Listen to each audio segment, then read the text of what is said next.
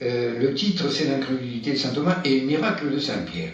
Car en effet, l'incrédulité de l'apôtre en est le thème principal et, comme vous le voyez, occupe les 2/3 de l'espace. Mais une seconde scène concerne le personnage qui est couché en avant-plan et ceux qui sont groupés à l'extrême droite.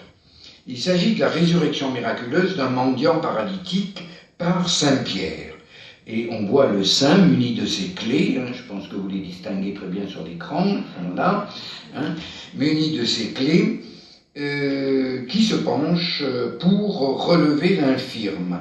Et il fit ce miracle à la porte du temple de Jérusalem après la résurrection. Et au bas du tableau, ici, là, vous avez qu'on pourrait appeler un carteggio, qui porte un texte qui a été relevé et traduit pour la première fois dans un récent article de Nice Historique, et que voilà. Donc, je vous le donne en français. Titius, à l'approche de la mort, reconnaît la résurrection de la chair qu'il avait niée dans ses écrits. Cette phrase correspond parfaitement à l'iconographie, c'est-à-dire l'iconographie qui met en scène 2 personnages ressuscités, le Christ et le mendiant, qui est en bas, sous leur forme humaine, naturellement, vous le voyez. Or, en 585, dans une controverse avec le futur pape Grégoire Ier, Eutychius, qui était patriarche de Constantinople, adoptait la pensée d'Aristote concernant la résurrection, et celle-ci devrait se faire non dans le corps terrestre, mais dans un nouveau corps créé par Dieu qui serait, je cite, plus subtil que l'air. Grégoire lui opposait le texte de saint Luc, « Touchez-moi », c'est ce que dit le Christ, « touchez-moi et voyez, un esprit n'a ni chair ni eau, comme vous voyez, que j'en ai ».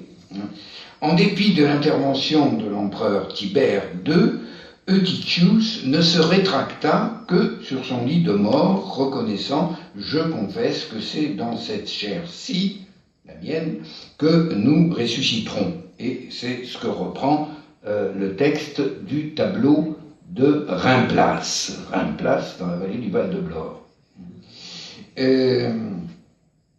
C'est une toile qu'on peut situer aux alentours de 1636-1640, par comparaison avec une autre toile qui est à ce Cloche-le-Comte. On peut l'attribuer à Giovanni Battista Guidoni, qui est un peintre né à Crémone, et dont la période d'activité connue se situe entre 1595 et 1650. Il a travaillé principalement à Florence, à Pistoia et à Rome.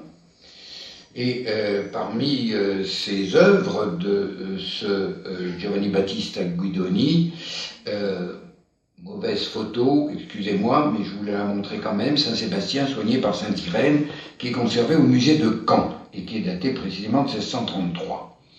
Voilà. Donc cela pour montrer aussi que dans la montagne niçoise, on trouve des iconographies savantes, parce que ce thème de Sticius, c'est quand même pas courant, et donc les populations avaient des pasteurs qui étaient susceptibles de leur donner des explications sur des iconographies qui n'étaient quand même pas courantes et qui devaient leur servir pour leurs homélies. Voilà. Je termine.